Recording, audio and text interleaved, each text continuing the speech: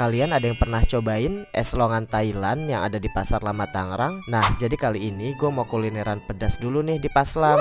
Pertama gue cobain beli kuoti ayam isi 12 sama pentol doer juga. Isian ayamnya ini lumayan banyak ya, dan ini gue minta yang rada pedas. Personally gue kurang suka ya sama isiannya ini, kayak ada asam-asamnya gitu. Nah, kalau pentol doernya ini enak ya walau dominan tepung. Next, kalau ke Paslam cobain deh wonton mercon ini. Asli, ini tuh wontonnya super lembut, isian ayamnya juga lumayan banyak dan bumbunya juga mantap, bukan cuma pedes doang tapi ada gurih-gurihnya. Abis kulineran pedas, ini gue nemu ada yang jual tradisional longan ring khas Thailand, harganya tuh 15.000. Langsung aja gue beli 2 cup dan ukurannya juga gede loh ini. Cupnya juga bagus ya gue lihat-lihat, terus longannya juga udah dibuang bijinya guys. Dan pas gue cobain ini bener banget rasanya tuh manis seger, manisnya tuh nggak yang kemanisan dan gak ninggalin aftertaste yang aneh-aneh di lidah. Seger deh. By the way, karena masih lapar, gue lanjut makan berat di salah satu langganan gue, ayam Taliwang Ayu. Gue pesen yang pedes manis dan menurut gue ini aja udah lumayan pedes loh.